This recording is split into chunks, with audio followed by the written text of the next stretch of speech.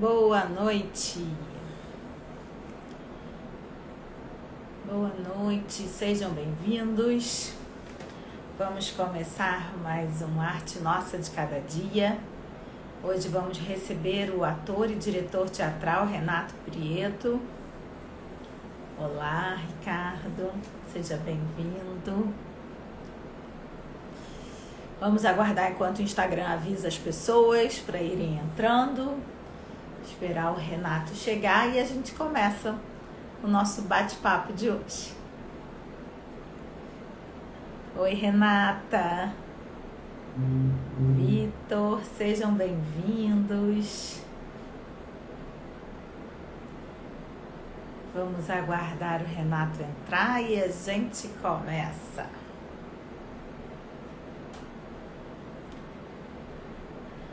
Olá. Gente, quem quiser fazer perguntas pro Renato, tem uma caixinha com ponto de interrogação. Acho que vocês conseguem ver bem embaixo aqui. Coloca as perguntas aí que eu vou fazendo à medida que a gente for conversando. Sejam bem-vindos. Olha, nosso convidado chegou. Deixa eu convidá-lo.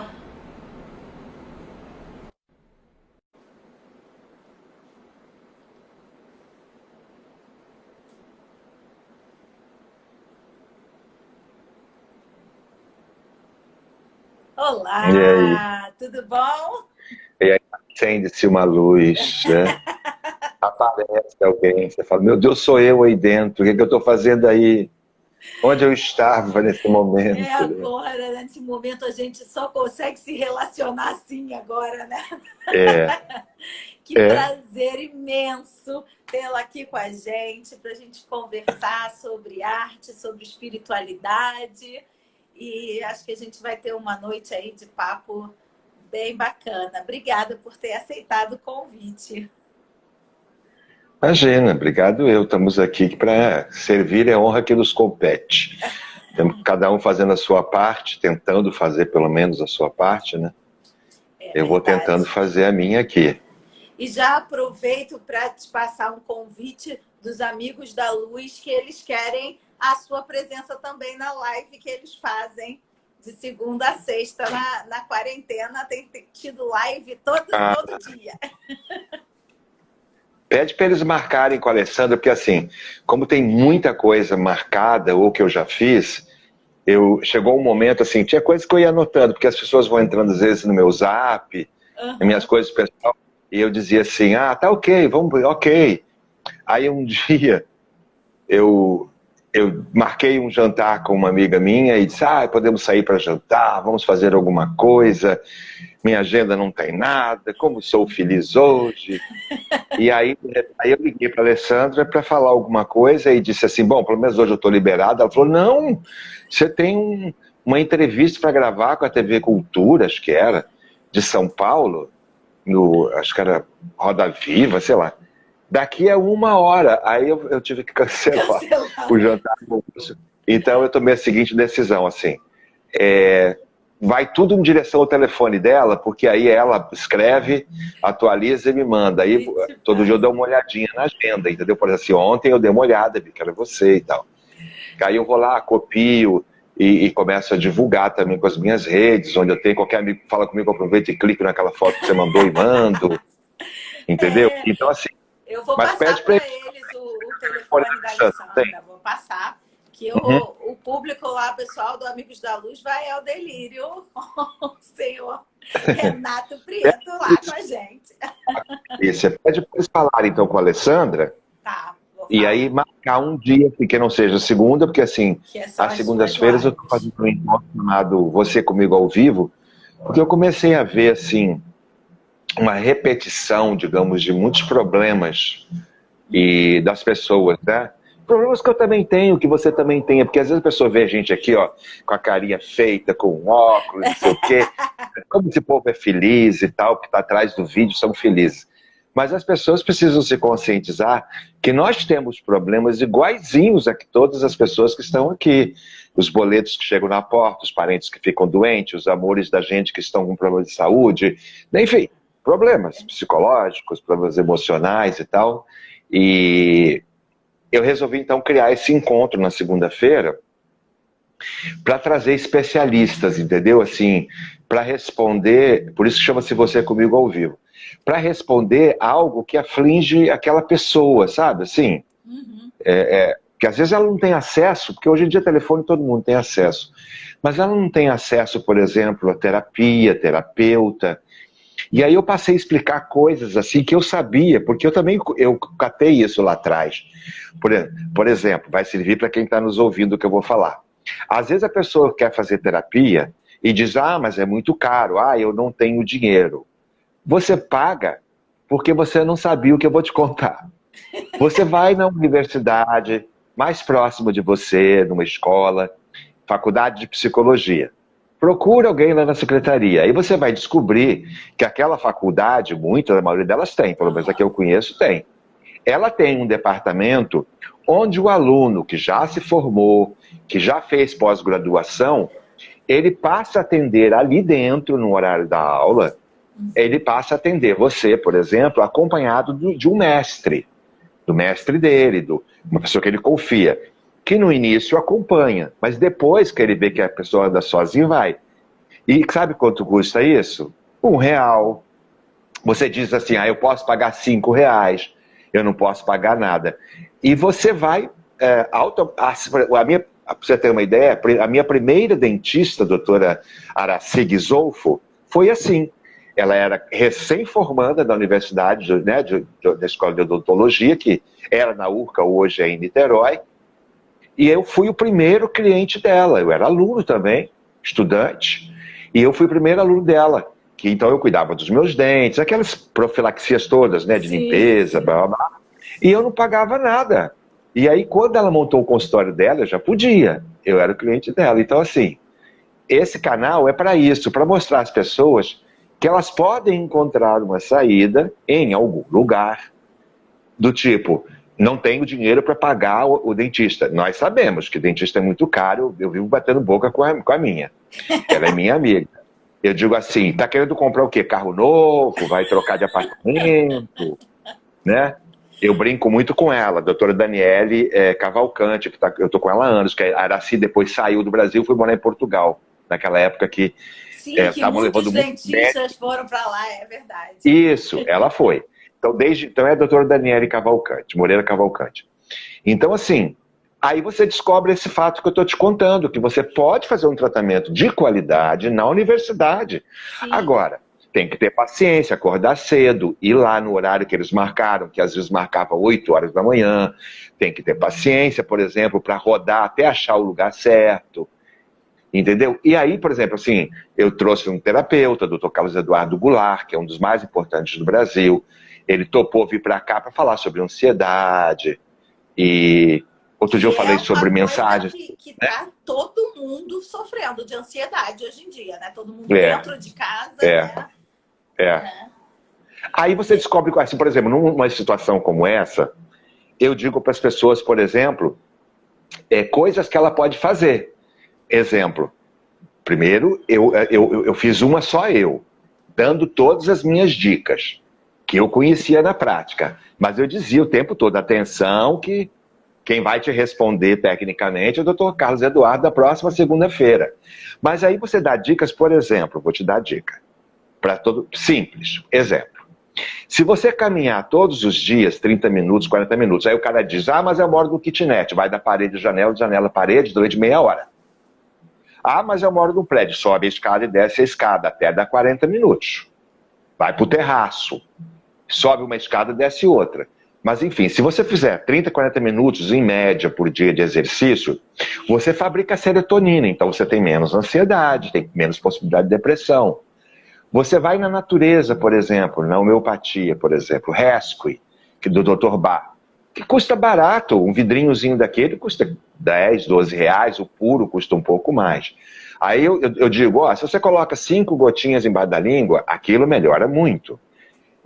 eu fico dando dicas para as pessoas que elas podem fazer para minimizar, como mudança de pensamento, mudança de diapasão, né? Porque assim, a minha, por exemplo, o doutor Bezerra de Menezes uma vez falou que a minha cabeça era um liquidificador industrial. A minha cabeça se eu não me cuidasse terapeuticamente, e eu me cuido, não só espiritualmente, como terapeuticamente, e eu fui fazer terapia meio que aconselhado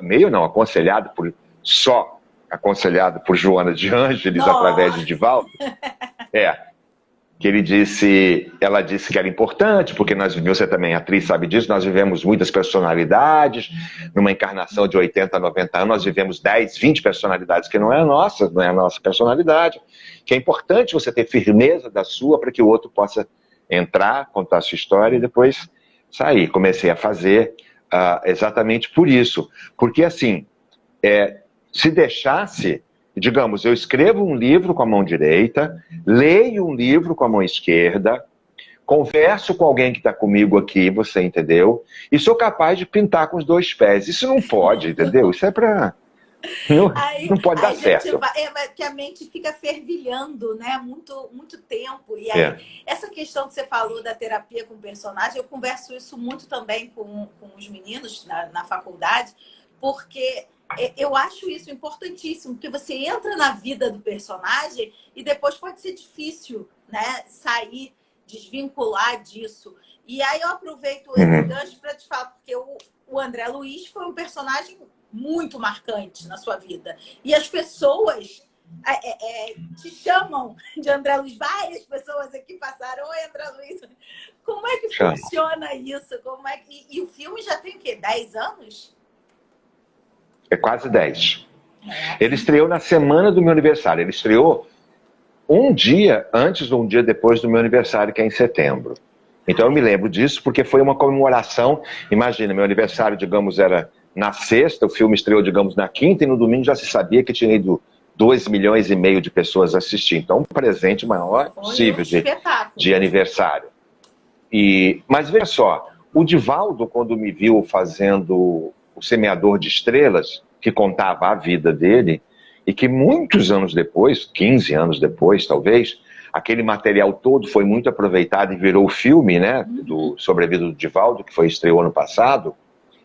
Ele, quando me viu, mas tinha um momento no espetáculo que eu pensava assim, tá, eu conheço Divaldo, muita gente aqui conhece Divaldo, mas eu tenho que falar para aquelas pessoas que não conhecem. Então vamos imaginar que numa plateia de 400 pessoas, digamos, 200 não conheçam pessoalmente. Ouviram falar, viram um vídeo, mas não viram pessoalmente. Então, o que eu fiz? Eu aproveitava as minhas idas a Salvador, ia na Mansão do Caminho, e dizia para Divaldo assim, eu não estou aqui, eu não existo, eu sou um espírito que você não enxerga. Estou andando por aqui atrás de você.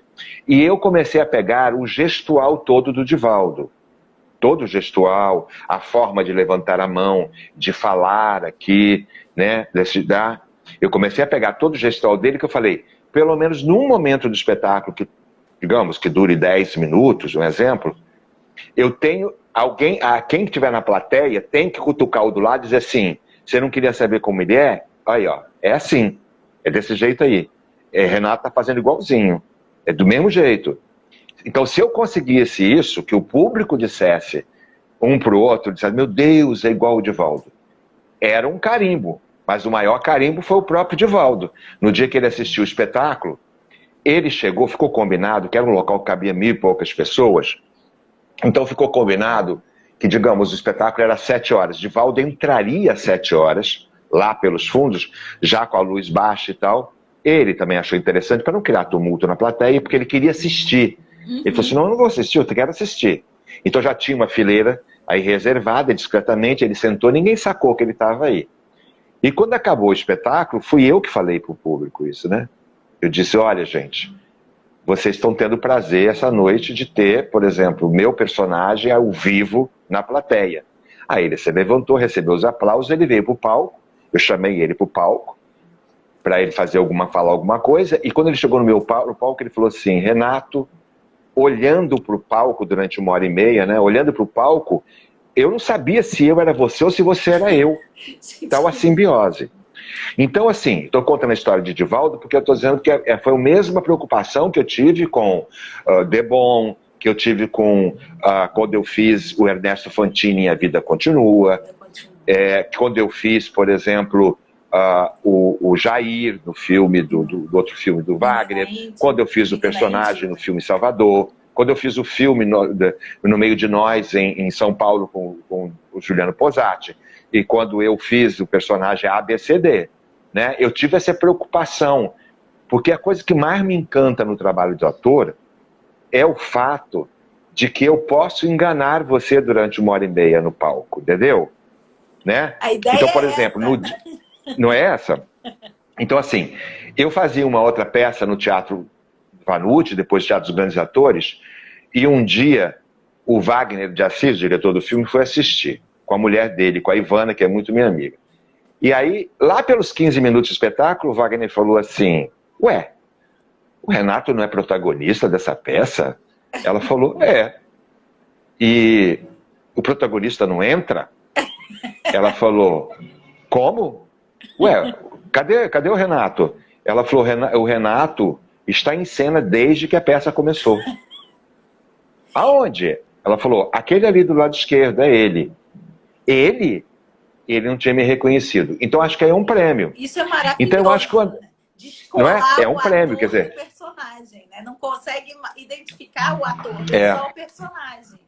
Ele conta isso muito para as pessoas, que já tinha quase meia hora de peça e ele não tinha reconhecido que era eu fazendo o personagem e tal. Então eu acho que nesse ponto você pode botar no mesmo patamar o próprio André Luiz. Só que aí o André Luiz é icônico, né? Porque existem ícones que nós conhecemos, né? Nós conhecemos Teresa de Calcutá, Chico Xavier, nós conhecemos Dom Evaristo Arnes, nós conhecemos Dom Helder Câmara, nós conhecemos Irmã Dulce da Bahia, nós conhecemos... Quando você fala Chico Xavier, você conhece André Luiz, né? Porque ele tem tanto nome quanto tem o espiritismo, digamos assim. Tanto que eu acho que foi eu vou até pesquisar isso, porque toda vez que eu falo isso eu digo o que eu acho. Que o Walter Salles Júnior, o diretor de cinema, ele resolveu fazer um documentário sobre isso. Porque ele começou a ver que ele nunca tinha visto tanta gente num país chamado André Luiz por conta de um livro e por conta de uma pessoa. E isso virou um documentário. Então você imagina que isso, nós não estamos falando de milhares de pessoas, nós estamos falando de milhões de pessoas que se chamam André Luiz. Então eu diria para você que eu pensava assim, eu não posso desapontar essas pessoas. Se eu dei o meu melhor, por exemplo, se todo mundo acha que foi o meu melhor naquele texto, naquela peça, e eu dei, digamos, 89%, nesse eu tenho que dar 145%. Porque eu não posso desapontar 2 milhões de livros vendidos, mais de 2 milhões de livros vendidos. Você multiplica isso aí, que isso foi lido, então, no mínimo por 8 a 10, 15 milhões de pessoas, porque você sabe que um livro passa para 4, 5, não é? E nós estamos falando de livro vendido, porque tem as bibliotecas que tem um livro lá que você pega, lê, os centros espíritas também. Então você põe aí 10, 15 milhões de pessoas que tinham lido. Então, assim, é o filho que se chama André Luiz, que a avó pediu à filha que botasse. Se for um menino, você põe André Luiz. E a filha, em homenagem à mãe, ao carinho, botou o nome de André Luiz. É o avô que pediu ao filho que o neto, ou o próprio, que o primeiro filho vai se chamar André Luiz por uma gratidão que ele tem ao André Luiz, médico, que ajudou ele e tal. Blá, blá. Olha a responsabilidade, garota, né? Eu pensava assim, Deus de misericórdia, né? Então eu tinha que me dedicar muito mais. E claro, foi criando uma simbiose, porque assim, eu comecei a observar, claro, tinha ajuda de um monte de gente, do Wagner de Assis, da Yafa Brits, Luiz Augusto Queiroz, do treinador, e da figurinista Lia Renha, eu tinha um monte de gente me ajudando. Então, tipo assim, por exemplo, mas o Renato está pesando 78 quilos. Quanto pesava o André Luiz? 71. Ok.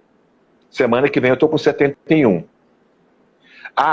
Mas, digamos, o cabelo dele é mais colado assim para trás e tal. Eu passo a colar agora, não é? Mas ele tinha, digamos, um bigode espesso. Amanhã já começou a crescer. Então, eu fui emagrecendo, para ficar com os quilos dele.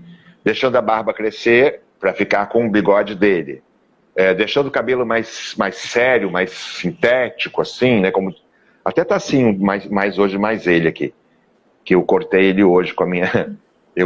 porque assim, vamos até falar agora aqui. O patrocínio se mantém. O belíssimo Salão de Cabeleireiros no Leblon há mais de 25 anos.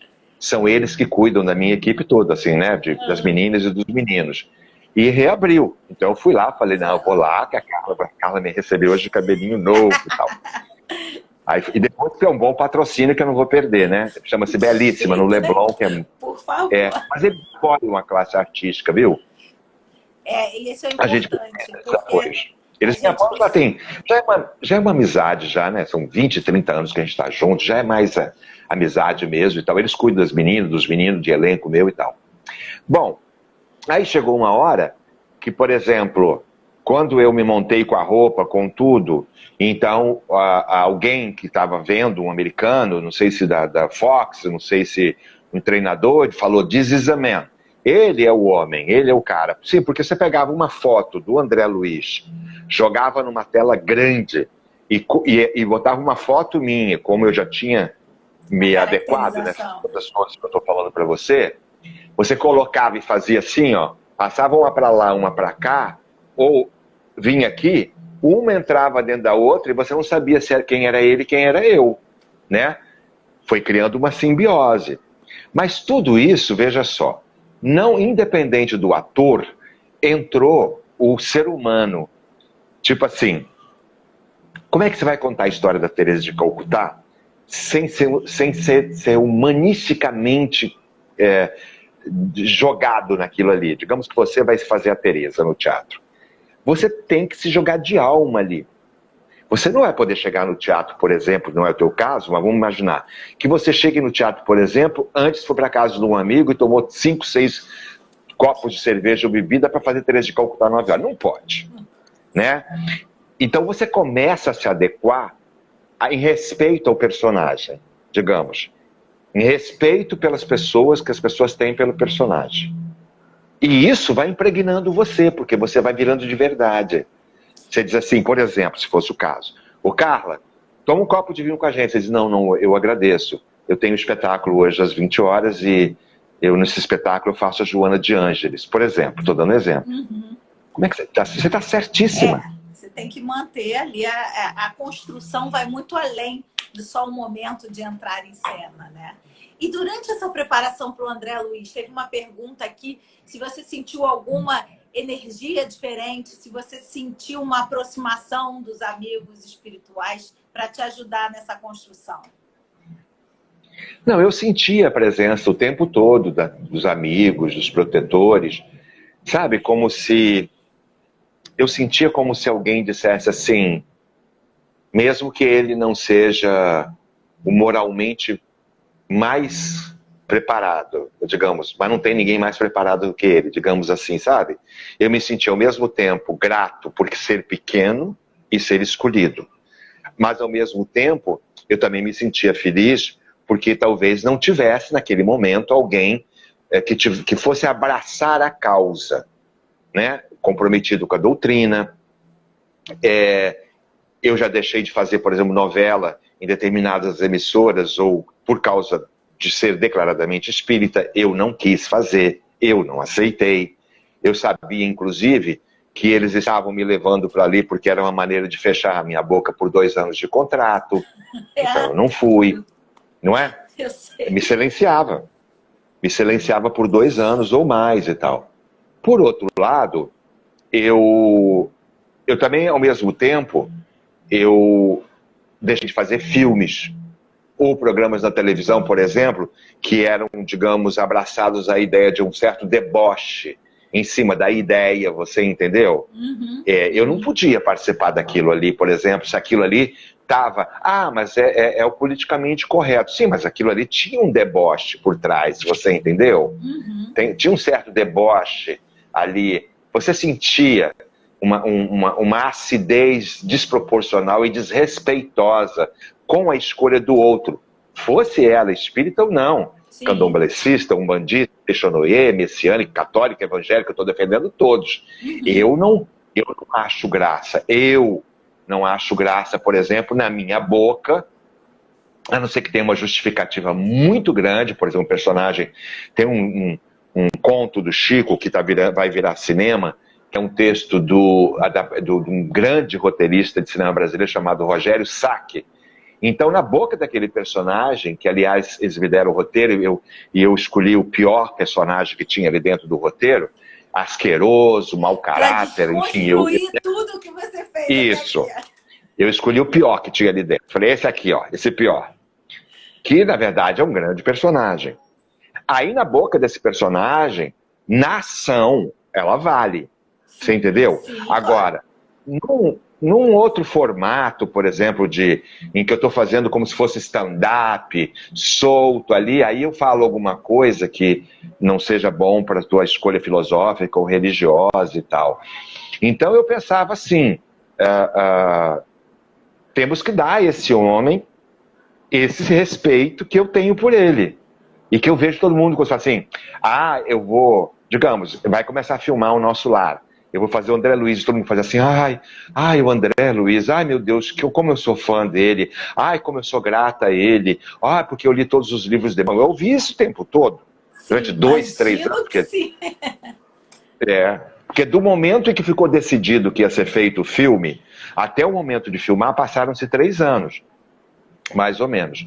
Então eu ouvi esse tempo todo. Eu dizia, Deus de misericórdia, então eu tenho que dar mais, eu tenho que olhar mais, eu tenho que observar mais, vou ter que aprender mais, vou ter que me doar mais. Mas então, por isso, eu ficava muito focado, isso que eu quero dizer. A espiritualidade estava presente, ajudava, colaborava, protegia, mas aquilo ali era business. Aquilo era investimento alto da Fox, da Migdal Filmes, da Cinética, do Luiz Augusto Queiroz, da Elizabeth Marinho.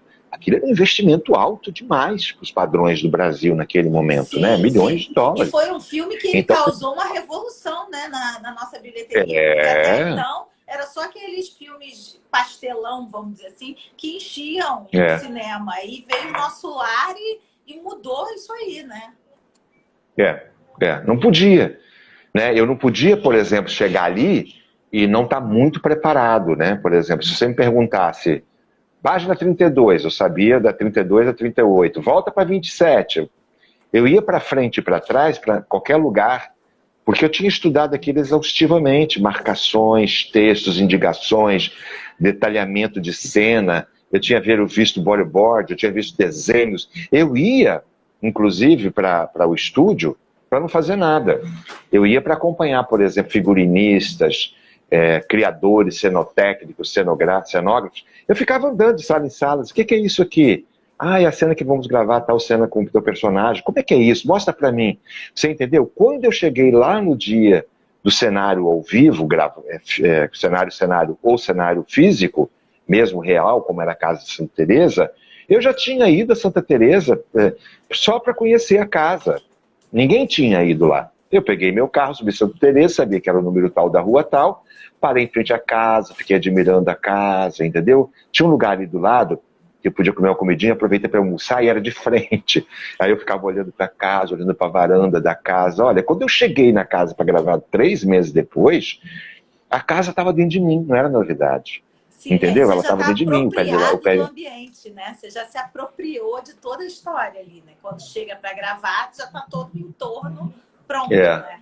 Você sabe que aquela cena que ele recebe a prece, né? Que ele vai lá buscar se tem algum recado para ele, né? E só quem fez a prece foi a mãe de um doente que ele curou, né?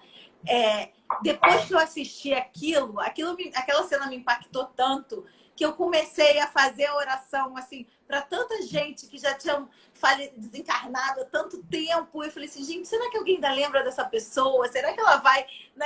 Eu falei assim, gente, eles precisam dessa energia. E por muito tempo, aquele filme foi muito impactante até para alavancar a doutrina espírita, né? Para ela popularizar, vamos dizer assim. E você sabe que era interessante naquela cena? Eu era muito amigo da Aracy Cardoso, muito.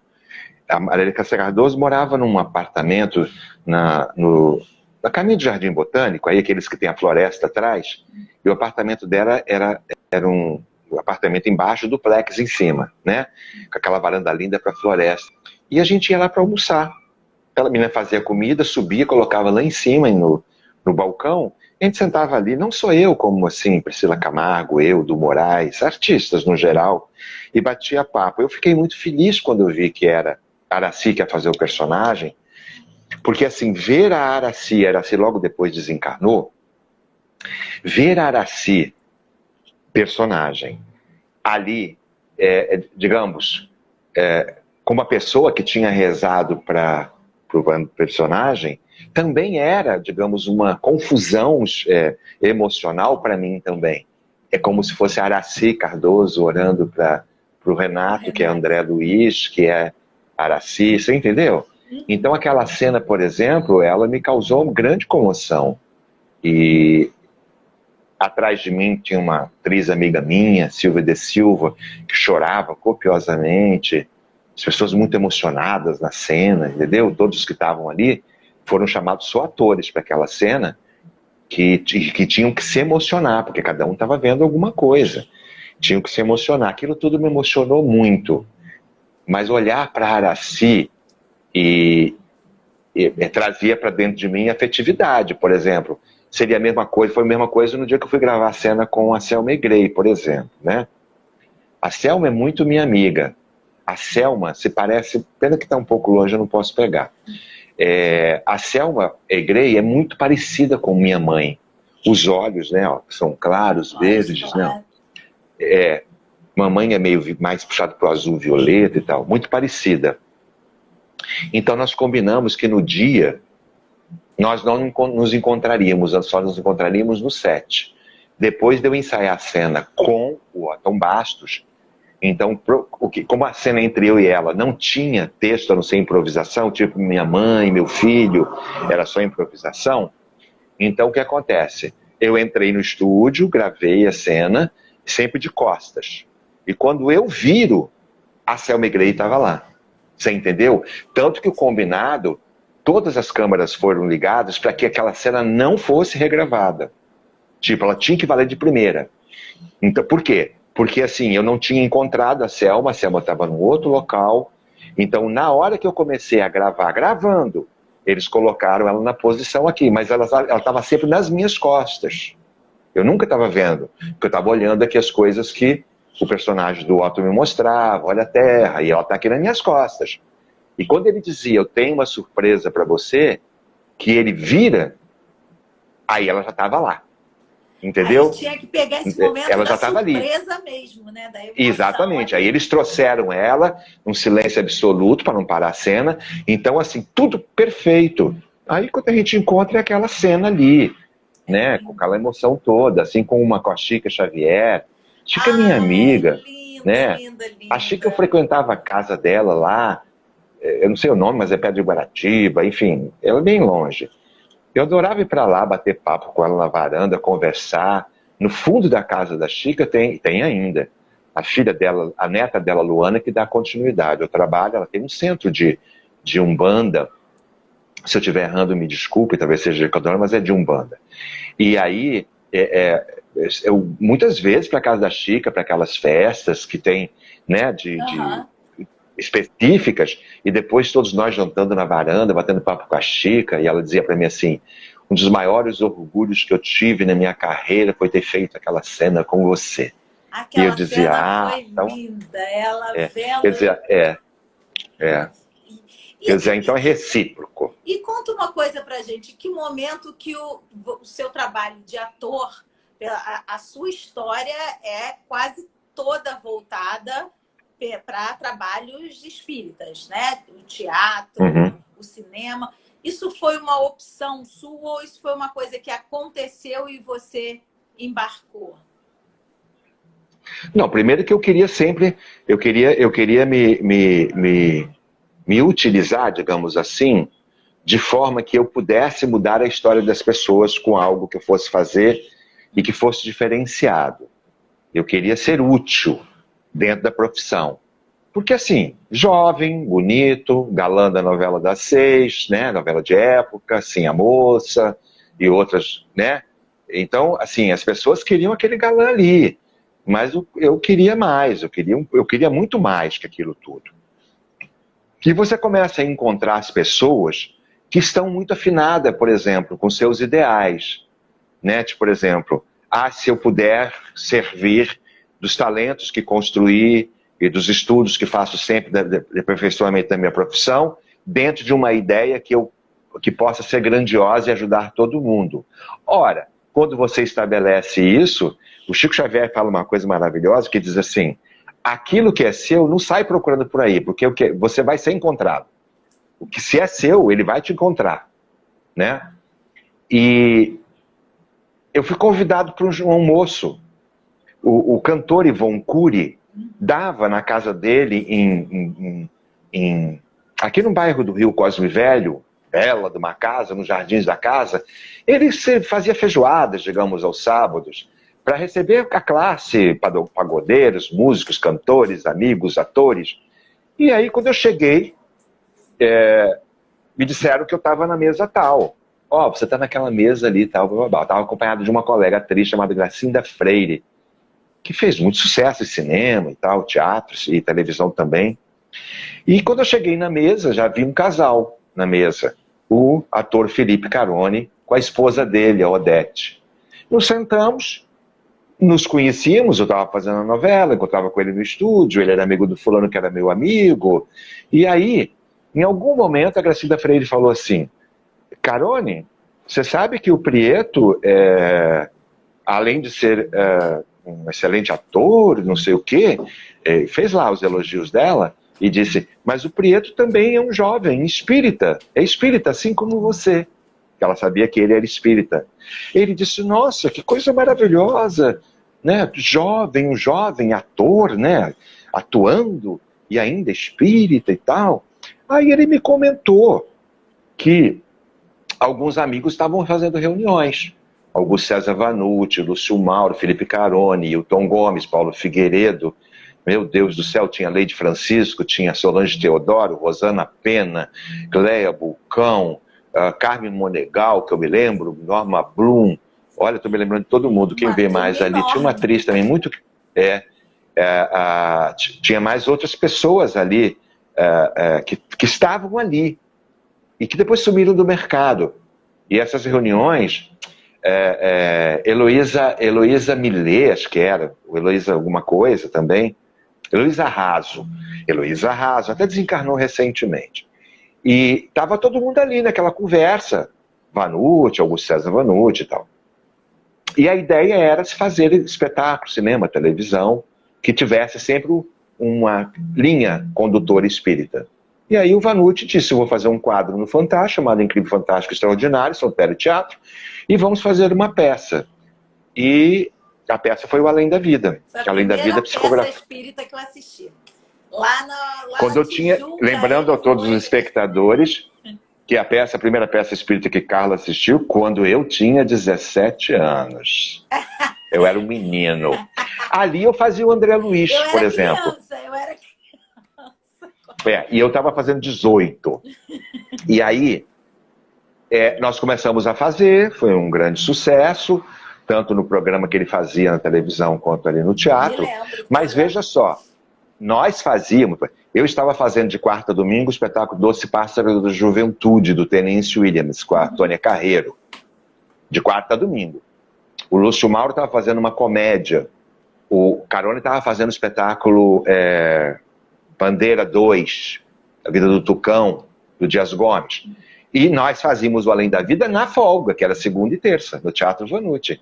Então, segunda e terça era o dia da gente fazer o nosso trabalho ali. Só foi fazendo sucesso. A gente foi aumentando. No meio do caminho, eles começaram, eu era o mais jovem ali, eles começaram a seguir as suas jornadas, né? Acabou o seu tempo, desencarnou. E eu fui dando corda no cinema, no teatro, fui dando corda. E aí comecei também a não fazer determinados trabalhos. Isso aqui eu não vou fazer, aquilo eu não vou fazer e tal. E aí comecei a me dedicar exclusivamente. Então, ao me dedicar exclusivamente, a gente foi pulando de número. Então eu hoje estou com quase 6 milhões e 800 mil, 6 milhões e 700 mil pessoas que me assistiram no teatro. 40 milhões de pessoas viram em todas as mídias o nosso lar, né? Cinema, Blu-ray, DVD. Agora então tá repetindo toda hora. Porque deve estar no Now, tá Netflix. Tá na Amazon Prime. Ah, na Amazon Prime. Na Amazon Prime. Eles tá lá livre, porque a Fox, a Disney Company comprou os direitos do filme, então tá relançando 40 milhões, quase mais de 40 países. Então, aí foi ampliando muito. Mas mesmo assim, Carla, preciso deixar claro uma coisa. Esse tempo todo eu fui sempre muito cauteloso. Por exemplo, eu tenho uma rede social. Minha rede social é uma tribuna para ideias, não é para discussões filosóficas ou religiosas. Então, eu diria para você o seguinte, uma pessoa pode ter, por exemplo, acompanhando ela, exemplo, 100 mil pessoas. Na hora que ela chama, aparece ali para ver ela, digamos, 40 pessoas. No entanto, quando eu vou fazer não sei o quê, vem não sei quantas pessoas. Assim, são pessoas que têm fidelidade e é preciso ter responsabilidade com o tema. Ali não é uma tribuna para abrir discussão, sim, de eu discordo de você porque eu não sou assim, não sou assim, não.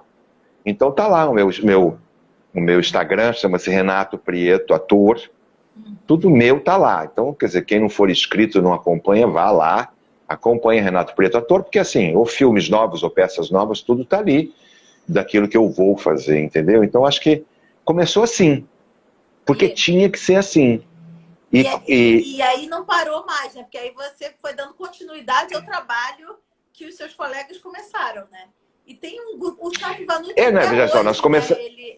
nós começamos ali, quer dizer, começamos ali todos juntos, né? Todo mundo ali, eu era o mascote ali, o jovenzinho. Mas eles já eram homens de 60, 70 anos, 80, sei lá. Então o Vanucci desencarnou, posteriormente o Carone, e eu, né, já não era mais tão garoto, já tinha 10 anos mais. Então eu fui amadurecendo também a ideia de ampliar e não deixar o que tinha começado parar, para que aquilo continuasse sendo feito de forma bacana, de forma comprometida, como é que eu tenho comprometimento. E eu disse, não, peraí, eu estou aqui, já vivi tantas outras vidas, por que não pega uma vida inteira e vamos fazer isso aqui? Vamos ver onde a gente vai chegar. E aí chegamos, né? Chegamos no mundo. Eu já representei, né, na Broadway, fiz temporada em Orlando, Miami, já fiz temporada na América Latina, Europa, Itália, Suíça, Alemanha. Tudo isso, quer dizer, lá atrás, quando começou, eu não sabia que chegaria ali. Não se imaginaria. Mas o que faz você chegar... isso tudo, né? É foco, né? Foco, determinação. A espiritualidade não consegue ajudar alguém que não tenha determinação e cumprimento, né? Quando eu falo cumprimento, de cumpridor. Porque senão a tarefa chega na sua mão e você deixa ali, por exemplo, sabe? É como eu ganhar, por exemplo, umas frutas. Coloco ali em cima e depois de 2, 3 dias elas vão apodrecer se eu não usar. Então a ideia se apodrece também, entendeu? Deixa eu te falar que o Chico Pierre, ele foi meu aluno na faculdade, já está formado, professor de teatro. Ele disse que ele é espírita e está curtindo esse papo, que ele já assistiu uma peça espírita dirigida por você. Então, ele é um professor de teatro agora também, que vai... Olha! Já é uma oportunidade, Chico, para você já pegar essa isso é ótimo. E frutificar, né? Isso é ótimo. No seu trabalho... Isso é ótimo. Chegou... porque assim, eu tive uma sorte lá. Nós temos quanto tempo aí pra gente não estourar aqui? Temos 17 minutos. Ok. Eu tive também no meio do caminho, é aí que eu falo que a espiritualidade vai abrindo o caminho, entendeu? Por exemplo, eu tive tenho um amigo meu, chamado Miguel, e eu não vou dar o sobrenome dele porque ele é muito conhecido, em respeito, e ele era presidente, um vice-presidente da maior empresa aérea brasileira. Ele falou, aonde a gente pousar, vá e faça o seu trabalho. Então eu rodei a nação brasileira de norte a sul, de leste a oeste, em todos os lugares onde aquela aeronave parava.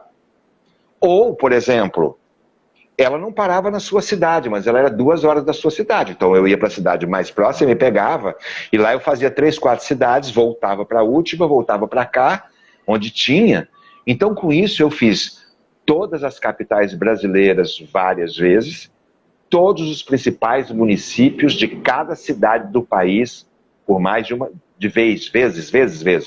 Então, isso foi a cama que foi feita para que depois outros grupos que tivessem essa mesma responsabilidade pudessem ir avançando, para que pudesse vir ideias novas, porque viesse filmes, entendeu? Então, assim, eu agora, que já não tenho mais os 18, nem os 20, de quando você me conheceu, no Além da Vida, eu vejo assim, isso sem nenhum tipo oh, meu Deus, não é isso.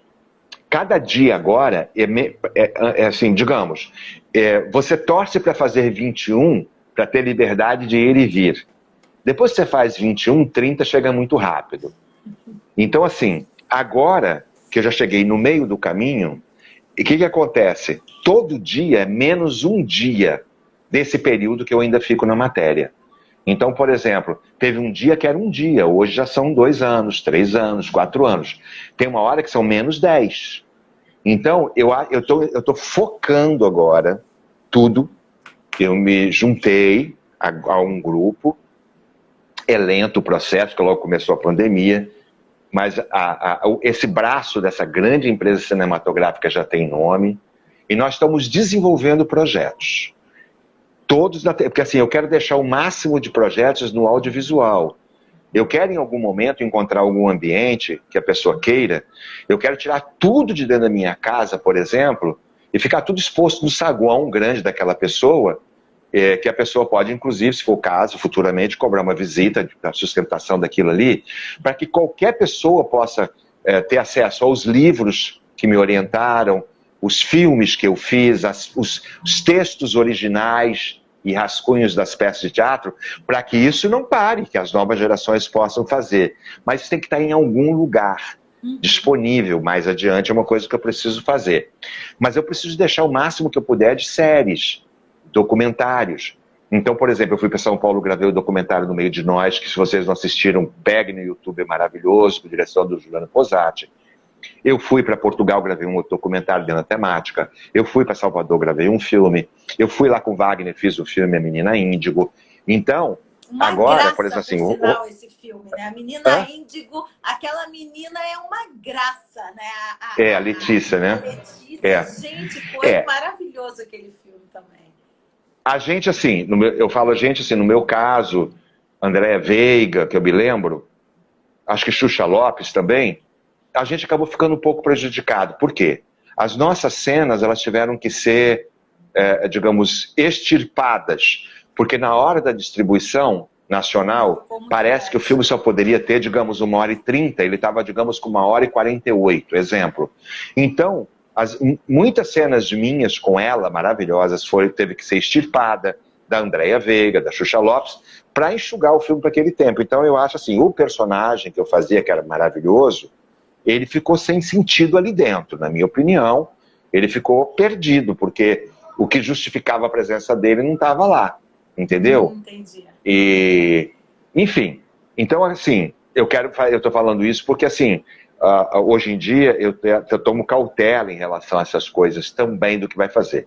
Então, por exemplo, o Rogério Faria Júnior, que é um cineasta, está desenvolvendo um projeto só para um documentário sobre o Dr. Fritz, o espírito, o trabalho mediúnico. O Rogério Sacchi está desenvolvendo o projeto que eu te falei, do conto do Chico Xavier, daquele personagem que eu te falei, que eu ainda preciso ver qual é o título definitivo, por isso eu não falo. O Rodrigo Fonseca está desenvolvendo a readaptação do tal espetáculo que eu fiz em Nova York, Londres, enfim, Londres, na Broadway, Off-Broadway, para adaptar ele para cinema, o Encontros Impossíveis, que eu fiz no Rio, São Paulo, Brasil inteiro. O Roberto Faustino está desenvolvendo um projeto de um filme, que ele já tem os direitos do livro, chamado O Jardim dos Girassóis, que eu estou no elenco e tal, que é uma mega produção. Eu tenho esse livro. Então, eu sou um protagonista antagonista do filme, mas está parado por conta da pandemia. O Caio Barreto Brizzo, que é um dos mais importantes jornalistas brasileiros, que hoje é representante da The Guardian, europeu, ele está desenvolvendo uma série para televisão chamada Beyond Life, eu acho que deve chamar The Life Goes On, e a vida continua. Ele está desenvolvendo esse projeto acabou de ser encaminhado por uma das maiores empresas brasileiras nesse sentido. Também é um protagonismo, tudo é na temática. E eu estou envolvido com o Ricardo Magalhães, que tem um livro para adolescente chamado A Turma dos Pensamentos Mágicos, em que eu vou só dirigir em São Paulo, que é um musical. Então, assim, mas eu estou tentando desenvolver o máximo de projeto dentro de mídia, para que nas próximas, na hora que eu desencarnar, as pessoas pegarem e darem continuidade, entendeu? Sim. Fazendo novos filmes, podem, inclusive, se quiser, dependendo de quem o grupo, por a produção que cuida de mim, pode fazer isso, por exemplo. Né? Dar continuidade com o projeto Renato Prieto, a logomarca. Continua, com responsabilidade, continua fazendo novos espetáculos, fazendo filmes, séries e tal. Eu tenho a impressão que eu vou ver tudo isso já da espiritualidade. Eu falo assim, eu vou ver o tamanho que... muito novo ainda. Não, eu estou falando, o tamanho que tudo isso alcançou, eu só vou ver mesmo quando tiver na espiritualidade, quando eu tiver daqui a 50 anos, por exemplo, entendeu? Porque ele vai avançar de uma tal maneira...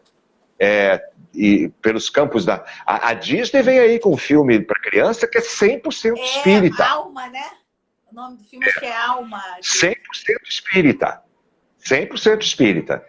Entendeu? Então você vê, já os estúdios da a Disney já comprou os direitos do filme Nosso Lar, botou no Amazon, ó. Você sente que vai ter uma orquestração. Já tá claro. Vai ter uma orquestração, porque aí o cara vai ver, muito clique ali, todo mundo vendo aquele filme, por que estão todos vendo aquele filme? Já vou até assistir de novo para já aumentar isso aí também. Você viu só? Então vai lá, todo mundo, você que não viu, vai ver, vai rever na Amazon Prime. Então, é uma maneira, você entendeu assim? Então eu gostaria de deixar muita coisa gravada, muitas lives gravadas, muito tudo gravado, filmes, séries, minisséries e tal. Trazer para dentro disso pessoas que tenham o mesmo diapasão, que tenham o mesmo comprometimento, que acima de qualquer coisa está ali por uma ideia. Óbvio, se aquilo tem um patrocínio da empresa A, que pagou tanto B, o seu salário é C. Receba o seu salário, porque é digno, é o seu trabalho, mas receba o seu salário com envolvimento, né? com ligação, com comprometimento, com gratidão pela oportunidade de você servir. Você já imaginou, cara? É muito maravilhoso isso. Quanta gente dessas 7 bilhões de pessoas que estão no corpo ficam fazendo turismo no corpo de 0 a 80 anos? Fica fazendo turismo no corpo, eu não entendo. Aproveita nada. Entra no corpo, faz turismo e vai embora e não faz nada para mudar a sua própria vida e dos que estão à sua volta. Entendeu? Então você veja, você saber que aquilo que você fez mudou a vida de alguém, não é? Tipo, eu me tornei espírita por causa disso, eu procurei uma filosofia porque depois daquela peça, depois que eu vi aquele filme, depois que eu vi aquela sua entrevista, a minha família me levou, eu nunca tinha ido. Quer dizer, isso tudo, pelo menos, eu não estou querendo receber nada com isso. Só estou querendo dizer que dá importância ao estar na matéria, né? Tipo assim, errei? Sim. Sou um ser humano como qualquer outro, né? Estou buscando? Sim, como todo mundo. Luto, como todo mundo. Mas, quando eu chegar na espiritualidade, eu posso ter todas as minhas coisinhas e pendengas para resolver, como você e qualquer um que está nos vendo. Mas, ninguém poderá dizer assim, não, mas o Renato não tentou. Não, eu tentei exaustivamente. Eu tentei. Esse trabalho, então, de unir a arte, que é uma coisa que as pessoas hoje em dia estão consumindo muito mais por conta da pandemia, né? Então as pessoas estão precisando da arte para aliviar as tensões e a espiritualidade, né? Que é o que dá, pelo menos para quem professa a doutrina, te dá o conforto, né? De acreditar que não vai acabar aqui. Então a gente tem que continuar trabalhando, né? E eu queria a gente tem 6 minutinhos, mas eu queria te fazer uma pergunta. Você acredita que... Porque quando eu vejo, né, 105 mil mortos no Brasil, não sei quantos mil pelo mundo, você acredita que a recepção que está acontecendo lá em cima é meio parecido com aquela cena do pós-guerra, lá vocês recebendo os desencarnados da guerra no filme? Eu fico às vezes pensando, será que é assim que está acontecendo? Veja só. Tem que ver também, você sabe que tudo ali vai de merecimento, né? Uhum. Por exemplo, quando você entra no avião, você, se a cabine não for pressurizada, você morre, né? Se não cair aquela coisa na sua frente, você colocar aqui, você vai desencarnar. Então tem que ver em que área você respira, entendeu? Por exemplo, um cara que fica ensaiando, um cara que vai lá no fundo do mar para fazer o trabalho que se faz belíssimo nas baías do Brasil inteiro, ele fica 2, 3, 4, 5 meses treinando. Ele desce 1 metro, 1,10 m, 2 metros, volta. Não é por causa da pressão que tem ali embaixo. Então tem que saber, chega uma hora, por exemplo, que de tanto treino ele desce 10 metros, né? Porque senão o corpo pode explodir pela pressão e tal. Tem que ver em que área você respira. Então eu acredito que as pessoas que respiram no mesmo diapasão, mesma nota musical, eu não tenho a menor dúvida de que, por exemplo, isso está tudo muito claro no plano espiritual. Tipo, vamos ter, digamos, uma chegada no plano espiritual de um número muito grande, né? Uma explosão que houve em algum lugar, uma guerra torta que não devia existir, um prédio todo que cai como o World Trade Center, 3 mil pessoas ao mesmo tempo. Você tem que ter um trabalho muito grande ali, né? Para você, primeiro, que todo mundo está ali porque tem um compromisso, né? Um resgate. Segundo, tem que ter um grupo muito grande de pessoas. Agora, imaginar que, digamos, as 3 mil pessoas de qualquer coisa que aconteceu, 200 ou 500, elas todas vão na mesma área, não. Tem que ter triagem antes, porque não é porque... mas por que ela vai ali? Sim, porque ela consegue respirar naquele diapasão, entendeu? Então, como é que eu vou tirar você da área A e levar junto com a tua mãe para a área D, se ela respira bem na área D, você não. Ela pode vir descendo da D para C, para B, para A e chegar em você, porque ela já fez o caminho. Mas você não consegue. Se eu pegar você da A passar para B, você não oxigena espiritualmente naquela região, digamos assim. Então, obviamente, tem que ter triagem, não é? E lembrando sempre que a grande vantagem, que eu acho que é essa, quem já alçou A, B, C, D, F, G, ele está preparado para vir para menos A, porque ele já fez o caminho. E por amor, nós vamos e voltamos quantas vezes forem necessárias.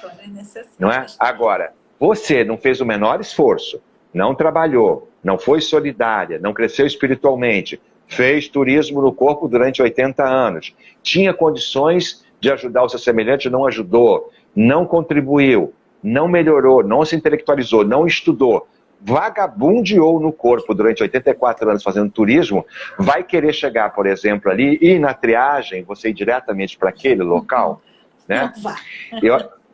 Tanto que tem uma história, assim, acho que dá para contar ela com um minutinho, de uma pessoa... A gente tem 2 minutos. Então, tem uma pessoa que chega na espiritualidade, que é o cara que trabalha na fazenda, e o patrão chega e vê o empregado dele numa mansão. Eles mostram, se o meu empregado está na mansão, eu vou ficar onde? Numa mansão igual. Aí mostram para ele um lugar lá no final e entregam para ele uma barraca. Ele diz assim, não, mas ele mora numa mansão.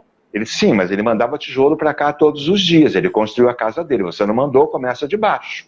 Então tem que pensar nisso. Pensa nisso e vê onde é que você está. Entendeu? Sensacional. Renato, o tempo tem 1 minuto e meio. Não tenho como te agradecer. Foi muito bom. Obrigado. As pessoas todas aqui agradecendo muito, que foram ensinamentos maravilhosos. Parabéns pelo seu trabalho. Continue aí seguindo firme. E, sou voluntária. Se precisar de mais trabalhadores, estamos aqui. Então, eu deixo o último minutinho aí para você se despedir e te agradeço de coração por esse momento. Primeiro, obrigado. Avisa o Menino de Luz lá para falar com a Alessandra. Segundo, que não deixem, se você não segue meu Instagram, Renato Prieto Ator, segue, para lá tá todo o conteúdo. E se puder, lá também eu falo de um CD, que eu fiz dueto com Chico Xavier e Divaldo. O lucro dele é para ajudar a equipe técnica de teatro. Se puder, clique em cima, liga para a Alessandra e compre, que vai ajudar. Custa R$20, incluso o correio. Uma boa noite para você. Para todos vocês. Beijo, muito obrigado. Obrigada a todos aí. Vou deixar salva lá. Obrigado, querida. Tchau. Tchau, tchau. Boa noite. Obrigado. Boa noite.